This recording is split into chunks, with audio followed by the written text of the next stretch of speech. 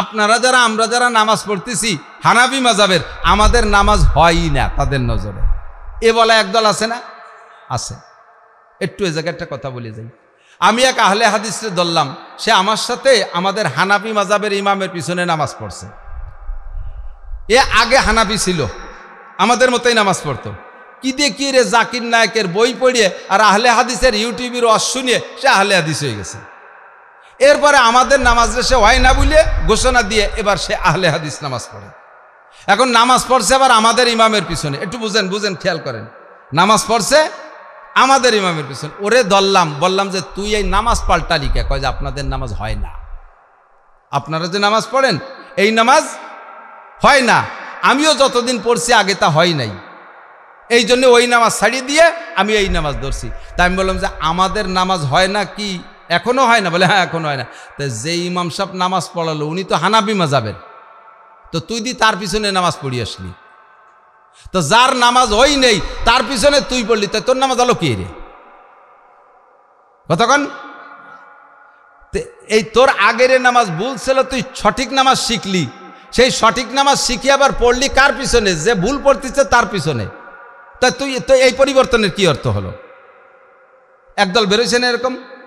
রমজান মাসে তারাবির নামাজ 8 রাকাত পড়া হওয়ার পরে ইমামের পিছনে পড়ে 8 রাকাত পড়ে বেরোয় যায় দূর দূর করে। দেখছেন না একদল 20 রাকাত পড়বে না। যেই মক্কা মদিনার থেকে তারাবির নামাজ সারা পৃথিবীতে ছড়াইছে, ওই মক্কা মদিনায় তুমি যেয়ে দেখো, মক্কা মদিনায় যেয়ে দেখো সবচেয়ে বড় 2 মসজিদ, কাবার মসজিদ এবং মসজিদে নববীতে 20 রাকাত তারাবি হয়। সে জায়গা 20 রাকাত তারাবি হয়, সে জায়গার পাশে অন্য অন্য মসজিদে 8 রাকাত হয়। তা আসল 2 মসজিদে 20 রাকাত হয়, সেইতে তুমি 8 রাকাত নিয়ে চলে আসলি, আর 12 রাকাত কোন তুই আসলি? একটা দল বেরোইছে। আর এক দল বেরোইছে আহলে কুরআন, ও জায়গার বেশি বেজরাবো না। আহলে কুরআন এক দল বেরোইছে, তারা হাদিস মানে না, কুরআন মানে কুরআন বসবে, কুরআনের কিচ্ছু বোঝে না, অথচ কুরআনের দাবি করে। কুরআন শরীফে নামাজ আছে 3 ওয়াক্ত। কয় ওয়াক্ত? তাদের দাবি আকিমিস সালাতা তরাফাইন নাহারি ওয়া যুলাফাম মিনাল লাইল ইন্নাল হাসানাতি ইযহিবনা সাইয়্যাত। আল্লাহ পাক কুরআনে কইছে নামাজ 3 ওয়াক্ত। আকিমিস সালাত তরাফাইন নাহার, দিনের 2 অংশে 2 ওয়াক্ত, আর যুলাফাম মিনাল লাইল, আর রাতে কিছু অংশ। তাহলে রাতে 1 ওয়াক্ত আর দিনই 2 ওয়াক্ত, 3 ওয়াক্ত নামাজের কথা আসছে। অথচ নবী পাক বলেন মান হাফাযা আলা সালাওয়াত আকরামাহুল্লাহু বিখামসি খিসাল। নবী পাক বলেন খামসু সালাওয়াতিন ইফতারাযাকুন্নাল্লাহ, আল্লাহ তাআলা 5 ওয়াক্ত নামাজ পড়েছেন। হুজুর বলেন আম্মা মানি জিব্রাইল খামসা সালাওয়াত, আমারে জিব্রাইল 2 দিন 5 ওয়াক্ত নামাজের ইমামতি করে নামাজ শিখিয়ে দিয়ে গেছে। মেরাজের বয়ান হাদিসের ভিতরে লম্বা। নবী পাক মেরাজের রাতে 5 ওয়াক্ত নামাজ নিয়ে আসে।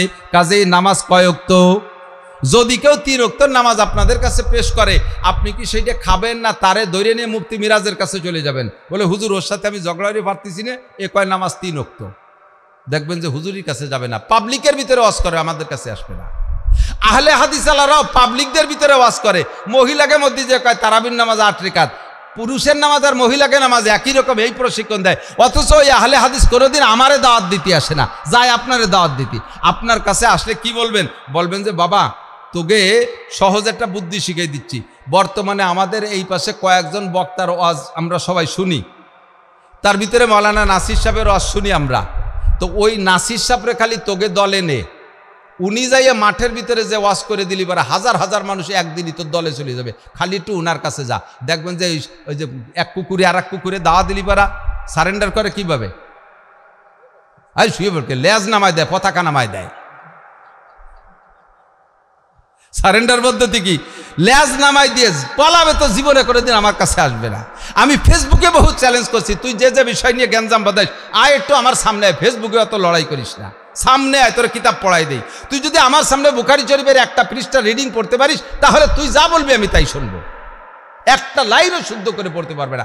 আল্লাহর ফজলে আমরা তো বুখারী শরীফ পড়াই, আজ 30 বছর বুখারী শরীফ পড়াই, তারপর আমি বুখারী শরীফ বুঝি না। ও জীবনে কোনোদিন বুখারীর মূল পৃষ্ঠা খুলে দেখতে পারে নাই, একটু অনুবাদ দেখছে 2, 4, 6 পৃষ্ঠা, ওর বগল ভরা বুখারী শরীফ থাকে, খালি বুখারী শরীফের হাওলা, এক বগল বুখারী। কয়খান আছে বগলে বুখারী? 60 খান নিয়েছি। লক্ষ্মী ভাষা মাদ্রাসায় যেয়ে দেখেন বুখারী শরীফের 2 খান কিছুক্ষণ আতইরে রাখলে পারা 1 হাত বেঁকা হয়ে যায়। 2 খানের গায়ে 10 কেজি ওজন, আর ওই এক বগলে 60 খান বুখারী নিয়েছে। তার মানে 6 পাতায় দিয়ে বুখারী বানায় বগল ভরে নিয়েছে। বলার সাথে সাথে বগলেতে বুখারী টাইন দিয়ে বের করে দেয়, দেখেন বুখারীতে আছে। ও বগলেতে বুখারী টাইন দিয়ে বেরোয় না, বগলের লোম টাইন নিয়েছিল, তার ঠিক কি? এই সমস্ত ফেতনা পার্টি আছে না নাই? কথা বলেন আছে? সাবধান থাকবেন, সতর্ক থাকবেন। নামাজ কয় ওয়াক্ত? 1 নম্বরে নেক আমলের ভিতরে 1 নম্বর। ও দোস্ত, নামাজের কথাটা কেন বলি, এদিক তাকান। আল্লাহ পাক বলেন সমাজে যত প্রকার খারাপই আছে, যত প্রকার কুসংস্কার আছে, তুমি জীবন ভরে ওয়াজ করিও সেই কুসংস্কার থেকে মানুষকে ফিরাইতে পারবা না। একটা মাত্র আমল শিখিয়ে দাও, একটা আমলের দ্বারা সমস্ত কুসংস্কার থেকে ফিরে আসবে। সেটা হলো ইন্নাস সালাতা তানহা আনিল ফাহশাই ওয়াল মুনকার। আল্লাহ পাক নিজেই বলেন নামাজ সকল প্রকার কুসংস্কার থেকে বাঁচানোর জন্য একমাত্র তাবিজ। নামাজ যদি সুন্দর হয়, নামাজি সুদ খায় না, নামাজি ঘুষ খায় না, নামাজি মদ খায় না, নামাজি তাড়ি খায় না, নামাজি আল ঠেলে না, নামাজি পরের জায়গা দখল করে না, নামাজি জমি জাল দলিল করে না, নামাজি মিথ্যে কথা বলে না, নামাজি সুদে ঘুষে কারবার করে না, নামাজি বেড়া ক্যাডামেসের থেকে টাকা উঠায় না, গ্রামীণ ব্যাংকের সমিতির থেকে টাকা তোলে না। নামাজি মানুষ এই করতে পারে না। কয় যে হুজুর আমাকে পাইতে যারা সমিতির টাকা নেয় অধিকাংশ নামাজি। এই যে আইল ঠেলে আইল খোঁজে, ও তো আমার বড় কাকা, উনি সেদিন তবলিগিতে আইছে। বড় কাকা আইল ঠেলে সে তবলিগিতে আইছে, নামাজ পড়ে রেগুলার। আর আপনি কোন নামাজ আইল ঠেলের থেকে বাঁচায়? খুঁজে দেখেন চাচা নামাজ খান কি নামাজ, নামাজের হালাত কি। নামাজের মধ্যেও আইল ঠেলে, সে নামাজটাই আলির উপরে রাখে না, নামাজটাই নষ্ট করে ফেলে। তবলিগে 3 চিল্লা দেশে আজও সুরো ফাতিহা শুদ্ধ করে পড়তে পারে না, আছে না নাই? তবলিগে 3 চিল্লা দেশে আত্মায়াত শুদ্ধ করে পড়তে পারে না। যার সুরো কিরাত অশুদ্ধ তার নামাজই হয় না। ভালো করে মনে রাখবেন, নারী বলেন আর পুরুষ বলেন, নামাজ ভাঙ্গার কারণ 19টা। নামাজ ভাঙ্গার কারণ কয়টি? 19টি। 1 নম্বর নামাজে অশুদ্ধ পড়া। রাগ করেন না, আমি বিলকুল করে ছাড় দিয়ে কথা বলতে পারবো না। কিয়ামতে আমাকে আল্লাহ তাআলা জুতো পিটা করবে। তোমারে কি আমি দায়িত্ব দিয়েছি, তোমারে কি কন্ট্যাক্ট দিয়েছি যে সবাই নিয়ে ভেসতে আসতে হবে? তোমারে দায়িত্ব দিয়েছি সত্য কথা বলতে, তুমি মিঠে মিঠে গা মাখা কথা কেন বলো? কি জন্যই বলেছ? আপনারাই মামলা করবেন আমার নামে যে আল্লাহ, নাসির সাহেবের বয়ান শুনতাম, উনি এত কঠিন কঠিন কথা বলতেন, কত কথা শুনছি, মানছি, আমল করছি, এই ব্যাপারটা যদি একটু টাইট করে বলতেন তাহলে তো আমরা ঠিক হয়ে যেতাম। উনি এই জায়গায় আমাকে ছাড় দিয়ে কথা বলছে বিদায় আমরা সেই জায়গায় শক্ত করে ধরি নেই, এই জন্য আমি ছাড় দিতে পারবো না। যাদের নামাজে কেরাত অশুদ্ধ, খেয়াল আমার দিক খেয়াল, যাদের নামাজে কেরাত অশুদ্ধ, সারা জীবনে যত নামাজ পড়ছেন খোদার কসম ওই নামাজে 1 সেকেন্ডের জন্য ভেসতে যেতে পারবেন না, কোনো ছাড় নাই। বলবেন যে তাহলে যাও একটু পড়তাম, যা যেভাবে কইলেন তা তো কেউই পড়বে না। যদি পড়লি তা না ই হয় তা ফুরিয়ে লাভ কি? নামাজ পড়ি যদি বেসতে তাহলে আগে যারা পড়ে না তাকেও যে অবস্থা আমাকেও সেই অবস্থা, তাহলে পড়িয়ার লাভ কি? পড়েন না, ছাড়িয়ে দিয়ে চলে যান, তাতে আমার কি? আমার কিছু আসে যায় না। ঠকবেন আপনি, আপনারই লস। সিদ্ধান্ত এভাবে নেন কেন? আপনি আখের চাষ করছেন, এবছর ভালো হয় নাই, একজনে ভুল বলে দিয়েছে, ভুল ধরে দিয়েছে, তুমি যেভাবে আখের চাষ করতেছ তাতে আর শেষে একখান আখ খাওয়া লাগবে না, তাই বলে কি আখ চাষ ছাড়িয়ে দেবেন? না কৃষি অফিসে যাইয়া কৃষি অফিসারের ডাইকে এনে আখের চাষের নিয়ম শিখবেন যে স্যার কোনভাবে চাষ করলে সুন্দর আখ হয় আমারে শিখিয়ে দেন, তাই করবেন না। কোনভাবে কি করলে ভালো হয় সেটা করবেন। আপনি যদি সেদিকে তা বোঝেন তাহলে সুরকিরাত অশুদ্ধ হওয়ার কারণে নামাজ হয় না, আপনি রাগ করে নামাজ কেন ছেড়ে দেবেন? আপনি শুদ্ধ সুরকিরাত শুদ্ধ করার চেষ্টা করেন। ওয়াল্লাযীনা জাহাদু, হুজুর পড়েছেন ওয়াল্লাযীনা জাহাদু ফিনা লানাহদিয়ান্নাহুম সুবুলানা। তুমি পর্যাপ্ত চেষ্টা করো, চেষ্টা তোমার যেখানে শেষ হয়ে যাবে, তুমি যদি পর্যাপ্ত চেষ্টার পরে শুদ্ধ করতে না পারো তাহলে আল্লাহ পাক তোমাকে তারপরে তোমাকে ছাড় দেবে, তার আগ পর্যন্ত তোমাকে ছাড় দেবে না। তুমি চেষ্টা কতটুকু করেছো? কই হুজুর রে ইমাম সাহেব তো কই যে হুজুর আমাকে একটু সুরকিরাত মস্ক, হুজুর কান দেয় না, হয়ে গেল ওনার চেষ্টা শেষ। পড়ছি কয়দিন গেছি মক্তবে, তা মাথায় ধরে না। কয়দিন গেছেন? সপ্তাহখানিক। ম্যাট্রিক পাস করতে 10 বছর চেষ্টা করলেন, আইএ পাস করতে 12 বছর চেষ্টা করলেন, বিএ পাস করতে 14 বছর চেষ্টা করলেন, এমএ পাস করতে 16 বছর চেষ্টা করলেন, বিসিএস পাস করতে 20 বছর চেষ্টা করলেন, কম্পিউটার শিখতে 1 বছর বেশি চেষ্টা করলেন, তো দুনিয়া কামাই করার বিদ্যা শেখার জন্য এত টাকার এই 20, 21, 22 বছর চেষ্টা করলেন, জান্নাত কেনার জন্য কোরআন শরীফ শেখার জন্য 1 সপ্তাহ চেষ্টা করে ছেড়ে দিলেন, আর এরপর আপনি সেই নামাজ দিয়ে বেসতে যাবেন? এটা আদৌ সম্ভব না। বেসতে অত সিটিয়ে গুণ না, আপনাকে শুদ্ধ করে কোরআন শরীফ পড়া শিখতে হবে। ইল্লাল্লাযীনা আমানু ওয়া আমিলুস সালিহাত, 1 নম্বর 5 ওয়াক্ত নামাজ। এই জায়গা একটু কড়া বলা লাগতেছে, এরপরে কিছু সহজ আমল শিখিয়ে দেবো। আমার দিক তাকান, নেক আমল 5 ওয়াক্ত নামাজ। এখন আপনাকে ছাড় দেওয়া হবে, দিক তাকান, ছাড় দেওয়া হবে। আপনার পিছনে যত ভুল নামাজ পড়ছেন না, আর তা তো বলেই নিছে, আরও আরেকবার কসম খেয়ে বলি যে আল্লাহর কসম আপনার পিছনের ভুল নামাজ, ভুল কিরাতের যা নামাজ পড়ছেন ও কিচ্ছু হয় নাই। এখন ওই ভুল নামাজটা শুদ্ধ করে খাতায় জমা করার জন্য একটা পদ্ধতি মাত্র খোলা আছে, বলবো? একটা মাত্র সিস্টেম, একটা অফার আছে, সেটা হলো আজকেই পাক্কা প্রতিজ্ঞা করবেন, এই জায়গায় বসে পাক্কা প্রতিজ্ঞা করবেন যে আমি আগামীকাল সকালবেলা সিপারা কিনে কায়দা কিনে মসজিদের হুজুরের সাথে যোগাযোগ করে আমি মরার আগে কোরআন শরীফ পড়া শিখবই। এই প্রতিজ্ঞা এই জায়গায় বসে করেন, আর সকালবেলা একখান কায়দা কিনে ইমামের সাথে যোগাযোগ করেন। 1 দিন 2 দিন 3 দিন চেষ্টা করার ভিতর দিয়ে যদি আপনি মরেও যান, 1-2 দিন পড়ার পরে যদি আপনি মারা যান, তারপরেও আল্লাহ পাক ধরে নেবে যে আমার বান্দা শুদ্ধ করার জন্য চেষ্টা করতে নেমেছিল, কিন্তু তারে আমি সময় দেই নেই। এই চেষ্টার বদৌলতে পিছনের সমস্ত ভুল নামাজকে আল্লাহ শুদ্ধ করে আমল নামায় উঠাই দেবে। একটা পথ খোলা আছে, বিকল্প আর কোনো পথ আমার নাই। সাথে আর একটা কথা বলবো, যারা শুদ্ধ নামাজ পড়তেছেন শুদ্ধ কিরাত দিয়ে, মাঝে মাঝে একটু নফল নামাজ পড়েন না? পড়বেন, নফল নামাজ পড়বেন, যত পারেন নফল নামাজ পড়বেন। তবে 15 বছর বয়সে সাবালেগ হয়েছেন, 40 বছর বয়সের থেকে নামাজ শুরু করছেন, 25 বছর নামাজ পড়েন নাই। কয় বছর? 25 বছর। নারী আর পুরুষ সকলে খেয়াল করবেন, 25 বছর নামাজ পড়েন নাই। এই 25 বছরে 25 বছরে কত ওয়াক্ত নামাজ কাজা করছেন জানেন? ডেলি 6 ওয়াক্ত, বেতের সহ 6 ওয়াক্ত। তাহলে বেতের সহ 6 ওয়াক্ত হিসেব করলে বছরে 2000 ওয়াক্ত নামাজ কাজা করছেন। তাহলে 25 বছরে 50,000 ওয়াক্ত নামাজ কাজা করছেন। 25 বছরে 50,000 ওয়াক্ত নামাজ পড়েন নাই। 1 ওয়াক্ত নামাজের জন্য 200 কোটি, আরো 30 কোটি, আরো 40 লক্ষ বছর। আরে 1 ওয়াক্ত নামাজের জন্য 200 কোটি, আরো 30 কোটি, আরো 40 লক্ষ বছর জাহান্নাম। তাহলে এবার এই 230 কোটি 40 লক্ষরে 50,000 দিয়ে গুণ দেন, কত কোটি বছর আসবে? এত কোটি বছর আপনাকে জাহান্নামে পুড়তেই হবে। এটা আস্তাগফিরুল্লাহ ক্ষমা হয় না, এটা তওবা করলে মাফ হয় না। আস্তাগফিরুল্লাহ নামাজ মাফ হয় না, তওবা করলে নামাজ মাফ হয় না, তওবা করলে রোজা মাফ হয় না, তওবা করলে যাকাত মাফ হয় না, তওবা করলে হজ মাফ হয় না, তওবা করলে জিনার গুনাহ মাফ হয়, তওবা করলে মিথ্যে কথার গুনাহ মাফ হয়, তওবা করলে বিড়ি গাঁজা খাওয়া গুনাহ মাফ হয়, তওবা করলে জিনা করা গুনাহ মাফ হয়, তওবা করলে সুদ ঘুষ খাওয়া গুনাহ মাফ হইতে পারে। কিন্তু দোস্ত, এই যে ফরজ ইবাদতগুলো আপনি ছেড়ে দিয়েছেন, এটা আস্তাগফিরুল্লাহ ক্ষমা হবে না, আপনাকে পরিশোধ করতেই হবে। কথা কি বুঝতে পারছেন আপনারা? কাজেই একটু উদাহরণ দিলে আর একটু ভালো বুঝবেন। এদিক তাকান, খেয়াল করতেছেন না মনে হয়? একজন মানুষ, আপনার নামাজ কাজা আছে 10 বছর, মরার আগে আপনি আস্তাগফিরুল্লাহ তওবা করলেন, এই তওবার দ্বারা অন্য গুনাহ মাফ হবে, কিন্তু নামাজ মাফ হবে না। কিয়ামতে আল্লাহ তাআলা বলবেন তোমার সব মাফ হয়েছে আস্তাগফিরুল্লাহর দ্বারা, নামাজ দাও আমারে, নামাজ আমাকে দাও। ফেরেশতারা যে বলবে আল্লাহ ওই লোকের আমলনামায় 200 খতম কোরআন শরীফ আছে, কোরআন শরীফের নাকি আলাদা দাও। উনি 10টা উমরা করছে, হ্যাঁ সে নাকি আলাদা দাও। উনি 2 কোটি টাকা মসজিদে দান করছে, ও নাকিও আলাদা দাও। উনি তবলিগে 10টা সিল্লে দিছে, ও নাকিও আলাদা দাও। তাই এই দিয়ে ওর ওই নামাজের গ্যাপটা বন্ধ করা যায় না? কয় যে না, নামাজ দিতেই হবে, যে ইবাদত করবে সেই ইবাদতের নাকি আলাদা দাও। কিন্তু নামাজ ফরজ হয়েছে পড়ে নাই, রোজা ফরজ হয়েছে রাখে নাই, যাকাত ফরজ হয়েছে দেয় নাই, এটা আমার হক নষ্ট করছে, ওইটা পরিশোধ করতে হবে, ওইটা পরিশোধ করতে হবে। কাজেই আগে নামাজ ফেলাও। যেমন উদাহরণে বলা যায়, আপনি এর কাছে 500 টাকা পাবেন, দেওয়ার কথাই সামনে শুক্রবার, এই শুক্রবারে দেয় নাই, বছরের মধ্যে কোনো শুক্রবারে দেয় নাই, 3-4 বছর ঘুরইছে। 3-4 বছর ঘুরানোর পরে যাইয়া ওই লোকটা বলতেছে, ভাই আল্লাহর রাস্তে আমরা একটু মাফ করি নেই, মরা ওত মত বলা যায় না, কে কোন সময় মারা যায়, আমরা একে অপরে মাফ করে দিই। যদি আপনি আল্লাহর রাস্তে মাফ করে দেন তো ফাবিহা, যদি মাফ না করে দেন তাহলে ওই 500 টাকার দানের জন্য কিয়ামতের ময়দানে প্রত্যেক 2 পয়সার বিনিময়ে 700 রাকাত নামাজ দেয়া লাগবে। যারা মানুষের হক মারিয়ে খাইছেন, যে কোনোভাবে মানুষের হক নষ্ট করছেন, এগুলো পরিশোধ করেন।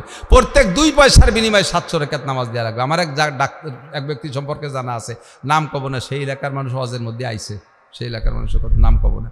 ওই লোক এক ডাক্তারের কাছ থেকে 300 টাকার ওষুধ খাইছে। তো 300 টাকার ওষুধ খাইয়া আজ দেয় কাল দেয় করে এইভাবে 3 বছর ধরে দেয়নি। 3 বছর পরে যাইয়া ওই লোক, ওই রুগী তবলিগের 3 চিল্লাই চলে গেছে। তবলিগে যাইয়া শুনছে যে এরকম মানুষের হক নষ্ট করলে কিয়ামতে আল্লাহ মাফ করবেন, এটা পরিশোধ করতে হবে অথবা ক্ষমা চেয়ে নিতে হবে। তো ডাক্তারও মনে রাখছে যে উনি তো 300 টাকা আমারে দেবে, তা দেয় না, পাবো তার কাছে 300। ওই লোক 3 চিল্লাইতে ঘুরিয়ে আইসে ডাক্তারের কাছে যাইয়া আগে নিজের টুক ডালি দিছে, ডাক্তার সাহেব ওত মত কোয়া যায় না, কে কোন সময় মরে, আপনিও বুড়ো হয়ে গেছেন, আমিও বুড়ো হয়ে গেছে, জীবনে একসাথে চলাফেরার ভিতর দিয়ে কত ভুলচুক হয়েছে, তা আপনি আমারে যা যা ক্ষতি করছেন সব আমি মাফ করে দিলাম। উনি আগে মাফ করে দিচ্ছে যাতে ডাক্তার ওনারে মাফ করে দেয়। আর কবে কি কি দেখি লেনদেন ছোট টুকিটা কি হতে পারে, আমি আপনার কাছে যা পাবো যদি লাখ টাকাও পাই তাও আমি মাফ করে দিলাম। উনি আগে মাফ করে দিয়েছে। এবার ডাক্তারের কাছে বলছে আপনিও যদি আমার কাছে কিছু পেয়ে এটাই থাকেন আল্লাহর রাস্তায় মাফ করে দিন। ডাক্তার কয় সব মাফ করে দিলাম, সে ওষুধের 300 টাকা ফেলাও। সব মাফ করে দিলাম, ওষুধের 300 টাকা ফেলাও আগে, তবলিগি কাজ হবে না। কয় তা মাফ সালাম কি? কয় মাফ সালি তা মাফ করলাম আলো, 3 বছর আগে দেওয়ার কথা ছিল, ওই 3 বছর দিস নেই, এতে যে ঘুরাইছিস না এই মাফ সাথে সে গুল্লির গুনাহ মাফ করে দিস, কিন্তু টাকা ফেলা। আল্লাহ কয় 15 বছর বয়সে সাবালেগ হয়েছিস, ওই সময় নামাজ ফরজ হয়েছিল, পড়িস রে, আমারে 25 বছর ঘুরাইছিস, আমারে 10 বছর ঘুরাইছিস, মাফ চাবি তওবা করলে এই গুল্লির গুনাহ মাফ করে দিলাম, কিন্তু নামাজ ফেলা, নামাজ শোধ করতে হবে।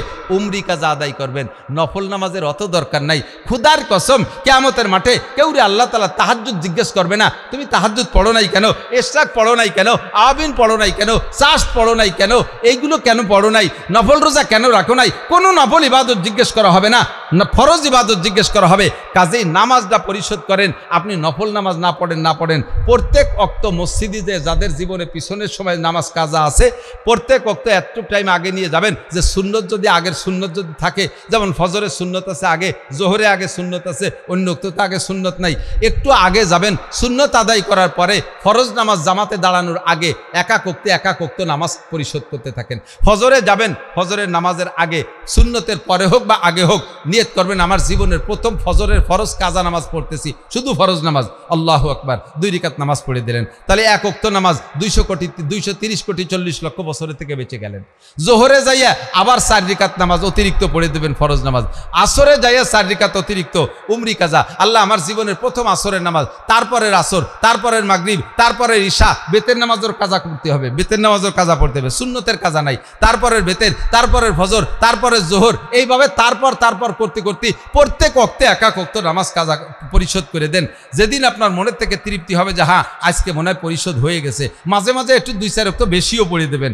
যেদিন মনে হবে যে আজকে পড়া হয়ে গেছে, হয়তো সেই দিন আল্লাহ তাআলা আপনার সমস্ত এই পিছনের কাজা নামাজকে পরিশোধ বলে গণ্য করে নেবেন। কাজেই আমার জিন্দেগির সবচেয়ে বড় নেক আমল হলো 5 ওয়াক্ত নামাজ পড়বো তো ইনশাআল্লাহ। আর একটা লাভের কথা একটু বলে দিই, খেয়াল করেন। নামাজ যদি একা পড়েন আপনার সুরকিরাত তো গলত, সেটা তো রয়েই গেল। যদি জামাতে পড়েন, একা পড়লে তো সুর গলতের কারণে হবে না।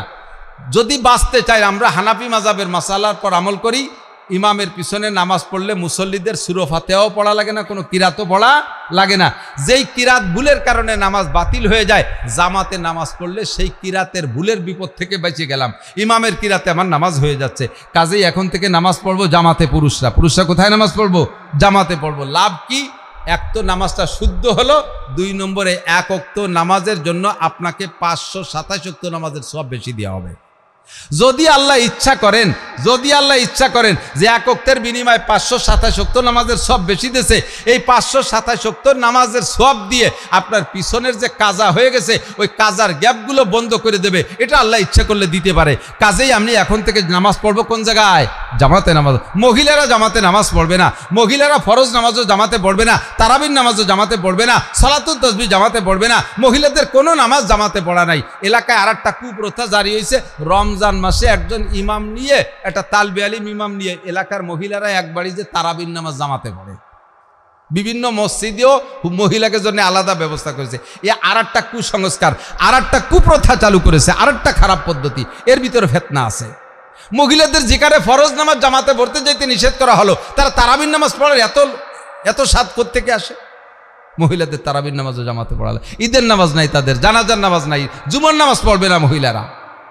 আমাদের বাংলাদেশ থেকে হাজি সাহেবরা বউ নিয়ে মানে একসাথে হজ করতে যায়, এ জায়গা যাইয়া মহিলারাও প্রত্যেক ওয়াক্ত জামাতে নামাজ পড়তে যায়। অথচ বাংলাদেশের যত আলেমরা স্ত্রীদেরকে নিয়ে হজে যায়, একজন আলেমও স্ত্রীকে নিয়ে প্রথম তওয়াফের সময় হজ বা উমরার যে মূল তওয়াফ, ওই সময় নামাজটা হয়তো জামাতে পড়ে আসে।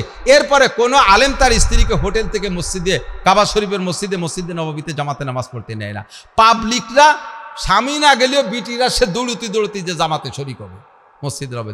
মহিলারা ওই জায়গা যাইয়া নামাজ পড়ে গেলে কি পাবে? তার চাইতে পুরুষের সাথে ঠেলা ধাক্কায় যে গুনাহ হবে, ওই নামাজ দিয়ে ওই গুনাহ পুরো করতে পারবে না। এই জন্য মহিলারা নামাজ পড়বে ঘরে। ওয়া আমিলুস সালিহাত, সাথে কিছু নফল নামাজ একটু শিখিয়ে দিই, 2-4 ওয়াক্ত খেয়াল করেন। মাগরিবের সময় আমরা মাগরিবের নাম খুব খেয়াল, মাগরিবের নামাজের পরে আওয়াবিনের সর্বনিম্ন রাকাত, সর্বকম রাকাত 4 রাকাত। আওয়াবিন সর্বকম রাকাত কয় রাকাত? 2 রাকাত করে 4 রাকাত আওয়াবিন পড়লে হবে। 4 রাকাত আহসানুল ফতোয়া, সমস্ত ফতোয়ার কিতাবে সহি আছে। ফরজ নামাজের পরে নবী আলাইহিস সালাম মাগরিবে 6 রাকাত নামাজ পড়তেন, 2 রাকাত সুন্নাত, 4 রাকাত আওয়াবিন। 6 রাকাত, 8 রাকাত, 10 রাকাত করার কারণে অনেকের কষ্ট মনে করে, এই জন্য মোটেই পড়ে না। 4 রাকাত আওয়াবিন আপনি পড়েন, লাভ কি? একটানা লাগাতার 12 বছর নফল নামাজ পড়লে যেই নাকি আল্লাহ তাআলা 4 রাকাত আওয়াবিনের ওসিলায় সেই নাকি দান করে। এই জন্য এই যে ফরজ নামাজ পড়ে সুন্নত পড়িয়ে আমরা একেবারে গোটগাট করে দৌড়ে চলে যাই কোন জায়গা? চার দোকানে। 90%, 97%, 98%, 99% যারা একটু আটতে পারে সব যে বসবে চার দোকানে আড্ডা করবে। মাত্র 4 রাকাত নামাজ পড়তে 40 মিনিট লাগান। সবচেয়ে ছোট শুরু ইন্না তাই না কুল হুদিয়ে পড়িয়ে 4 রাকাত নামাজ পড়েন, 12 বছর নামাজের নেকি পাবেন নফল নামাজে। এরপরে ফজরের নামাজ পড়িয়ে লাভ দিয়ে উঠে যাবেন না। ফজরের নামাজ পড়ে অনেকের আছে আবার ডায়াবেটিস দাবলাতি হয়। এই ডায়াবেটিস দাবলানো আটাটা একটু পরে হাঁটেন।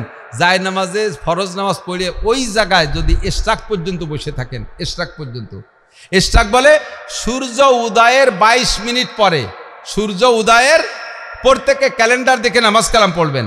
বিশেষ করে মহিলারা ফজরের নামাজ পড়ে, মহিলারা ক্যালেন্ডারে দাঁড়ে না। পুরুষরা মসজিদে আজান শুনে মসজিদে যায়, ইমাম সাহেবের টাইম ঠিক করা আছে, সে টাইম মতো নামাজ পড়ায়। কিন্তু মহিলারা বাড়ি নামাজ পড়ে।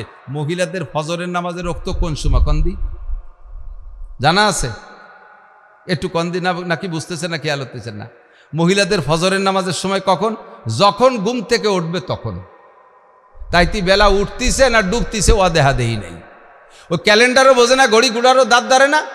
উঠে ঘুমেতে উঠে যাইয়ে পেশা পায়খানা সাইরে অজু বানায় নামাজে দাঁড়াইছে, চাষি একদিক দিয়ে নামাজ পড়তেছে আর একদিক দিয়ে বেলা ডক করে উঠতেছে।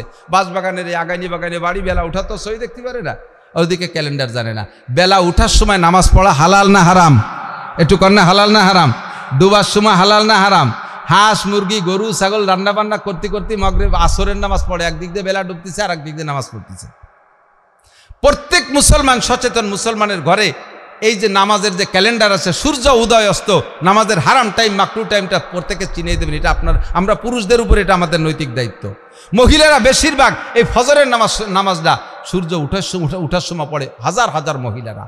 খেয়াল রাখবেন, এই সময় নামাজ পড়া জায়েজ নেই। সূর্য উদয়ের 22 মিনিট পরে, সূর্য উদয়ের 22 মিনিট পরে যদি কের আজকের ফজরের নামাজ কাজা হয়ে যায়, কারণবশত ঘুমের মধ্যে উঠতে পারেন নাই, পড়তে পারেন নাই, সলাতুন নায়েমে ইজাস্তাই কাজা ক্বালা রাসূলুল্লাহ সাল্লাল্লাহু আলাইহি ওয়াসাল্লাম, হুজুর বলেন আমার উম্মতের নামাজ, ঘুমন্ত ব্যক্তির নামাজ যখন সে ঘুম থেকে উঠবে তখন। তা আজকের ফজরের নামাজ যদি কাজা হয়ে যায়, তাহলে ঠিক দুপুরের আগে 12টার আগে যদি পড়েন, তাহলে সুন্নত সহ পড়তে হবে।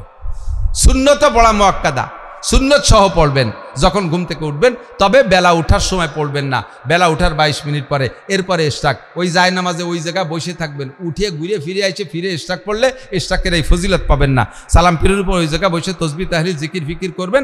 বেলা উঠার 22 মিনিট পরে 2 রাকাত মাত্র ইশরাকের নামাজ পড়লে আল্লাহ তাআলা একটা কবুল হজ আর একটা কবুল উমরার নেকি আপনারে দান করবে। ইল্লাল্লাযীনা আমানু ওয়া আমিলুস সালিহাত। এই নেক আমলগুলো টুকি করা যাবে না। সহজ তাহাজ্জুদ, কিয়ামতের ময়দানে আল্লাহ তাআলা তাহাজ্জুদ পড়নেওয়ালাদেরকে বিনা হিসাবে জান্নাতে পাঠিয়ে দেবে। বলেন না সুবহানাল্লাহ। তাহাজ্জুদের সময় কোন সময়? খুব খেয়াল, তাহাজ্জুদের সময় শেষ রাত। উম্মতের শেষ রাত্রে পড়তে কেউ উঠতে পারবে না, এটা নবী যাই না, হুজুর বলেছেন। ঈশার ফরজ 4 রাকাত। কয় রাকাত? আগেও মাঝে মাঝে বলছি, এলাকায় অনেকে আমলও করে আলহামদুলিল্লাহ, আবার অনেকে সব মাহফিলে যায় না বিদায়, আবার তাদের শোনার বিষয় একটু খেয়াল করেন। তারপরে 2 রাকাত সুন্নাত, এরপরে 3 রাকাত বেতের না, ফরজ 4 রাকাত, সুন্নাত 2 রাকাত। এই 6 রাকাতের পরে বেতেরের আগে পারলে 12 রাকাত, না পারলে 10 রাকাত, না হয় 8 রাকাত, না পারেন 6 রাকাত, না পারেন 4 রাকাত, কমপক্ষে 2 রাকাত নামাজ তাহাজ্জুদের নিয়তে পড়া এরপরে বেতের পড়ে আপনি শুয়ে থাকবেন, নিয়ত রাখবেন শেষ রাত্রে উঠতে পারলে আবারও তাহাজ্জুদ পড়বো, উঠতে পারলে আবারও পড়বেন, দোষ নাই। বেতের নামাজের পরেও তাহাজ্জুদের নামাজ পড়ার অনুমতি আছে।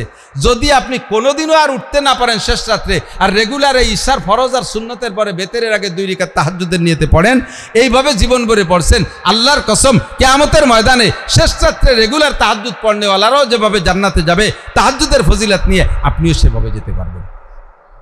সহজ হয়েছে কিনা? সহজ হয়েছে না?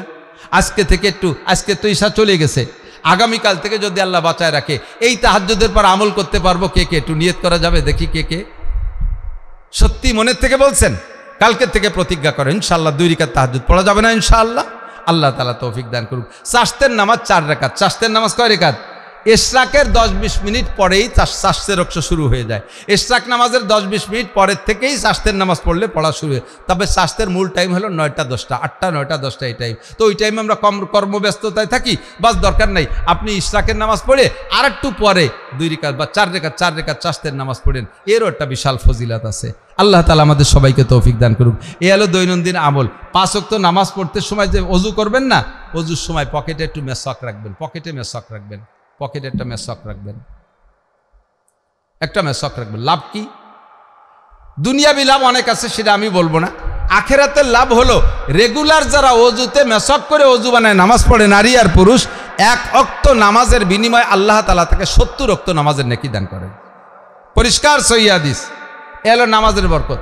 2 নম্বরে যারা রেগুলার মেসওয়াক করে আল্লাহ তাআলা তাদের মরণকালে কলেমা নসিব করবেই করবে। বিরাজ করলে এই নেকি পাবেন না, মেসওয়াকের এই ফজিলত। আজকে থেকে একটু প্রতিজ্ঞা করেন তো, গাছের একটা ডাল কেটে একটা মেসওয়াক কি বানানো যাবে? একটু নিয়ত করেন, যাবে?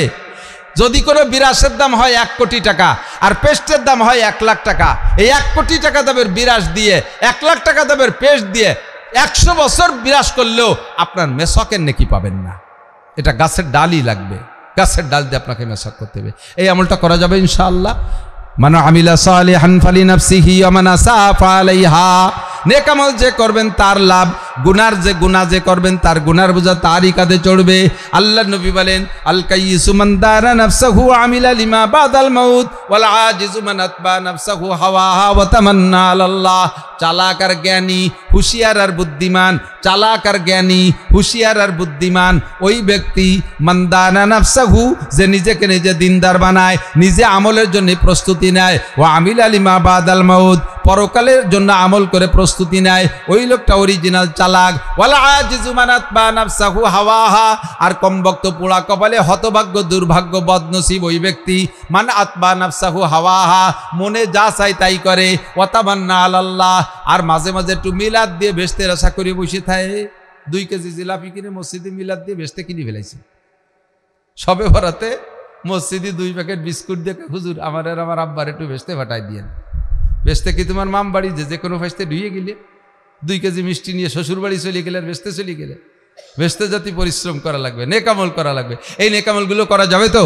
ওয়াতাওয়াসাউ বিল হক। যুবকরা আমার দিক তাকান। ওয়াতাওয়াসাউ বিল হক, হক যতক্ষণ পর্যন্ত আমি চিনবো এটা হক, আমি অতক্ষণ পর্যন্ত হকের পিছে লড়বো। রাজি আছেন না ইনশাআল্লাহ?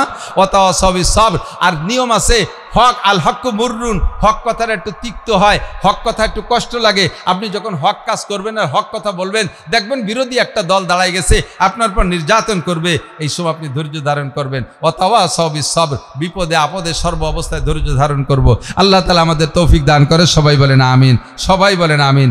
আসন্ন নির্বাচন যদি আমাদের কপালে থাকে, সামনে যদি নির্বাচন আসে, আপনি যাকে ভোট দিচ্ছেন বুঝিয়ে শুনিয়ে যে এই লোকটা দুর্নীতি বা চেনেন শোনেন, কিন্তু মোহাব্বতের ঠেলায় নিজেকে বাড়ির দ্বারের মানুষ না দিয়ে করে কি, জানি তো ওরে দিলিও টোনমন মারিয়ে খাবে, সাফ করিয়ে ফেলবে, খেয়ে ফেলবে, জানি, কিন্তু নিজেকে লোক না দিয়ে করে কি, এইভাবে যদি কোনো দুর্নীতিবাজরে আপনি ভোট দেন আর ওই দুর্নীতিবাজ বিজয়ী লাভ করে, ও জীবন ভরে যত দুর্নীতি করবে, আপনি কাবাঘরের মধ্যে বসে যদি এতেকাপ করেন আর ও বাংলাদেশে বসে টোন মারে, এই টোন মারার নেকি আপনার ওই জায়গা চলে যাবে। আপনি ওরে ভোট দিতেও মরিয়ে যান, কবরে বসেই পাইতে থাকবেন নেকি যা আর তাই পাতি থাকবেন। বিবেচনা করে সুযোগ আসছে, স্বাভাবিক যদি নির্বাচন হয়, এই নির্বাচনের সঠিক সিদ্ধান্ত আমি বলি না হুজুরকে ভোট দেবেন, আমি বলতেছি না কোনো হুজুরে কোনো, কারণ হুজুরকে ভিতরে 3-4 দলে মার্কা নিয়ে আসতে পারে। বুঝে শুনে আমানতদার, ন্যায় নিষ্ঠাবান, নামাজি, দিনদার, আল্লাহওয়ালা মানুষ। আরে ভাই, আল্লাহওয়ালা মানুষ যদি নেতা হয় তাহলে লাভ কি? একটু একটা দুটো কথা বলি। এই সপ্তাহখানিক আগে আমাদের গোপালগঞ্জের ডিসি সাহেব, আপনাদের যশোরেরই সন্তান, কামরুজ্জামান সাহেব, এত বড় দাড়িওয়ালা, একটা দাড়িও পাকে নাই, যুবক মানুষ, আমাদের চাইতে মিনিমাম 10 বছরের বয়স কম হবে। উনি আমাদের গোপালগঞ্জের 10 জন হুজুরে দাওয়াত দিয়েছে। বাসা বাসা বাসা, ওনার নজরে বাসা বাসা যারা, তাদের 10 জনের দাওয়াত দিয়েছে। আমি একটু বাক পাইছি সেই দাওয়াতে। এসপি সাহেব, ডিসি সাহেবের বাসায় দাওয়াত, দায়রা জজ সাহেব, জজ সাহেবের বাড়ি সাতক্ষীরা, এসপি সাহেবের বাড়ি ঝিনাইদহ, আর চিফ জুডিশিয়াল ম্যাজিস্ট্রেট ওনার বাড়িও ঝিনাইদহ, আর ডিসি সাহেবের বাড়ি যশোর। এই 4 জন আপনাদের যশোরে। এই ডিসি সাহেবের বাসায় দাওয়াত দিয়েছে। 3-3.5 ঘন্টা আমাদের হুজুরদেরকে নিয়ে গল্প। উনি কি কি করছে, অনেক মসজিদ করছে এবং অনেক মসজিদের প্ল্যান গোপালগঞ্জে এই কয়দিনে এসে 1 বছরের ভিতরে। কতগুলো মাদ্রাসা আছে সবগুলোর হিসাব আছে। মাঝে মাঝে উনি দূরে দূরে নিজের গাড়িতে যাইয়া ওই মকসেদপুর ননিখির মকসেদপুর মহারাজপুর মাদ্রাসায় যে ফজরের নামাজ পড়ছে। আমার সুলতান সেই মাদ্রাসায় আছে 10 কিলোমিটার এসে ফজরের নামাজ পড়ছে। মকসেদপুর 40 কিলোমিটার যাইয়ে ফজরের নামাজ পড়ছে। গহরডাঙ্গা মাদ্রাসায় যে ফজরের নামাজ, ভবানীপুর মাদ্রাসায় যে, কুটালিপাড়া যে ফজরের নামাজ পড়ছে, কাশি নিয়েছে বাটিপাড়ার মোড়ে এসে ফজরের নামাজ পড়ছে এক মাদ্রাসা। যে লোকটা এত দূর যাইয়ে ফজরের নামাজ পড়ে, ওই লোকটা নিশ্চয়ই তাহাজ্জুদ পড়িয়ে বেরোইছে। কেউরে বলে না, আগের থেকে কেউরে বলে না, দূরে গাড়ি রেখে ভিতরে যে নামাজ পড়িয়ে এরপরে সকলের সাথে সালাম কালাম করে, তাও বলে না আমি ডিসি। এরপরে যখন গাড়িতে ওঠে পতাকা দেখে অনেকে বোঝে যে ডিসি ছাড়াইছিল। আমাদের 10 জনের দাওয়াত দিয়েছে। রাতের বেলা অনেক গল্প স্বল্প এবং গোপালগঞ্জে কিভাবে ধর্মীয় কাজের অগ্রগতি করা যায় এই প্ল্যান প্রোগ্রাম করিয়ে রাতের খানার ব্যবস্থা করছে। ডিসি সাহেবের বাসায় আল্লাহু আকবার ডাইনিং টেবিলে খাওয়াই নেই। এসপি সাহেব, জজ সাহেব, চিফ জুডিশিয়াল ম্যাজিস্ট্রেট, 4 জন গোপালগঞ্জের শ্রেষ্ঠ অফিসার। তো এই 4 জন, এই 4 জনই শ্রেষ্ঠ অফিসার। এই 4 জন আর আমরা 10 জন হুজুর আমাদের দস্তারখান বিছিয়ে খানা দিছে। এই দস্তারখান কৃত্রিম দস্তারখান না যে পলিথিন কিনে টানায় দিছে আর এরপর ভাত খাও। প্রত্যেকের জন্য আলাদা আলাদা দস্তারখান। স্যার বললেন আমার এই অফিসে, আমার বাসায় রেগুলার দস্তারখানে খানা হয় এবং যত বড় অফিসার আসুক না কেন আমি তাকে দস্তারখানে খানা খাওয়াই। তবলিগে 3 চিল্লে দেওয়ার সাথে কোনো মাদ্রাসাওয়ালারা যাইয়ে তার কাছ থেকে খালিয়াতে ফিরে আসে না। কোনো মসজিদওয়ালারা যায় তার কাছ থেকে খালিয়াতে ফিরে আসে না। সরকারি মাল যতটা দেওয়া সম্ভব, যতদূর সম্ভব সহযোগিতা করে। এরকম যদি হয় 64 জন ডিসি, বাংলাদেশের 64টা জেলার ডিসি যদি এরকম হয়, তাহলে আমার বিশ্বাস এলাকার মানুষ আরো বেশি নামাজি হতে বাধ্য হবে, মানুষ দুর্নীতি থেকে বাঁচতে বাধ্য হবে। ঠিক কি ঠিক না? সহজ হবে। এই জন্য দোয়া করি এভাবে যদি আমাদের 300 এমপি যদি নামাজি হয়, 300 এমপি যদি আলেম হয়, 300 এমপি যদি তাহাজ্জুদ পড়নেওয়ালা হয়, 300 এমপি যদি তবলিগওয়ালা হয়, 300 এমপি যদি দাড়ি টুপিওয়ালা হয়, 300 এমপি যদি মুহাদ্দিস হয়, 300 এমপি যদি তাদের থানার যদি কেন্দ্রীয় মসজিদে, মডেল মসজিদে ইমামতি করার যোগ্য হয়, তাহলে আমার বিশ্বাস এই দেশে কোনো দুর্নীতি থাকবে না, সুদ থাকবে না, ঘুষ থাকবে না, জিনা থাকবে না, বেপরদা থাকবে না, জুলুম অত্যাচার থাকবে না, অন্যায় অবিচার থাকবে না। আসমান থেকে রহমত নাজিল হতে বাধ্য হবে। ঠিক কিনা?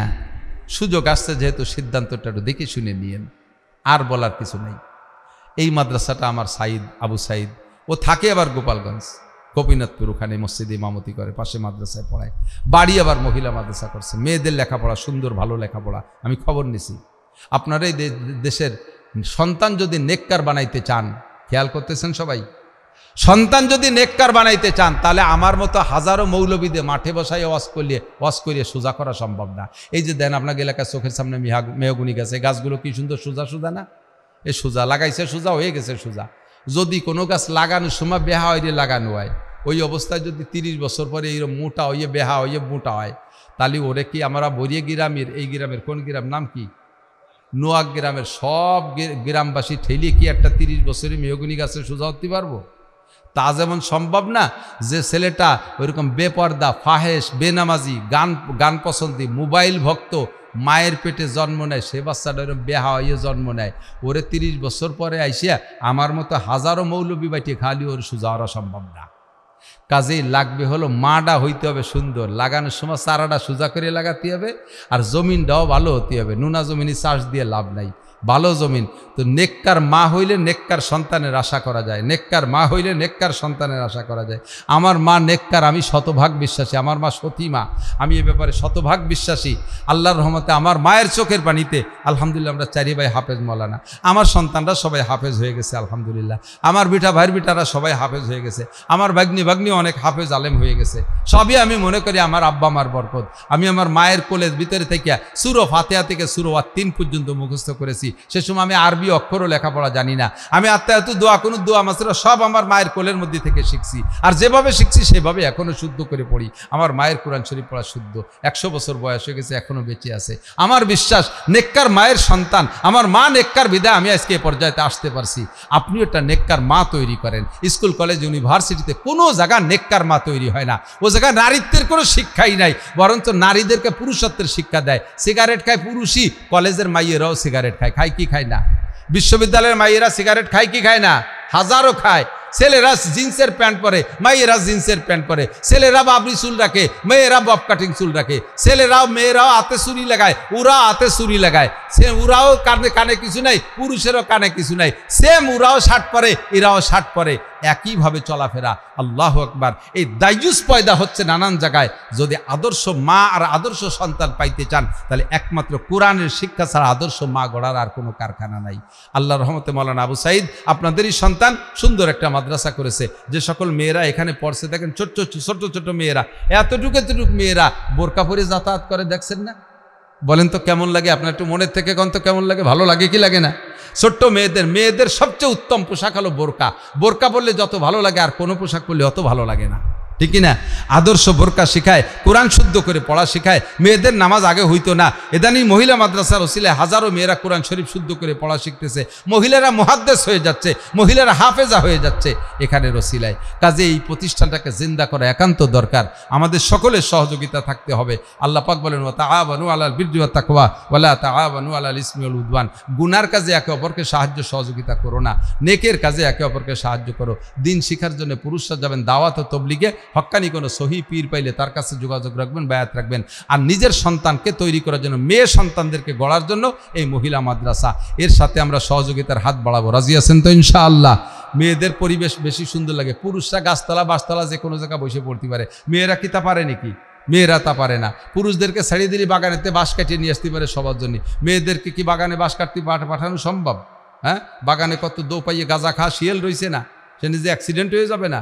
কাজে ওগে এইগুলোর জন্য পাঠানো যাবে না। মৌলানার পা সুতো থাকে না, আমিও মহিলা মাদ্রাসা করে জানি। আর এত বড় বেকায়দা, আল্লাহু আকবার। 10টা পুরুষ মাদ্রাসা পরিচালনা করা যত কঠিন, একটা মহিলা মাদ্রাসা পরিচালনা করা তার চেয়ে কঠিন। মাদ্রাসার ছেলেদেরকে বলছি, যার যার জুতো সেই বরাবর সুন্দর করে লাগবে। একদিন বলে দিয়েছি বছরের শুরুতে, প্রত্যেক 2খান জুতো এক জায়গায় সুন্দর করে খুলিয়ে ঘরে ঢুকতেছে, আবার যার যার জুতো পাইতে বেরোচ্ছে। ডুয়ে দেন মহিলা মাদ্রাসার, আবাসিক মহিলা মাদ্রাসায় একটা মাইও নিজের 2খান স্যান্ডেল পাই দেবে না, এর একখান ওর একখান। আর যে কি পরিমাণ স্যান্ডেল আড়ায় তা তোর কুহি সারার কায়দা নাই। নিজের পায়জামা আর একজনের জামা, আর একজনের উন্না, আর খেতা তো ছড়াই বড়াই গেছে, যে জিহা নাতে পায় তাই গাই দেয়। এগে গুছাই গাছাইয়া মানুষ করা।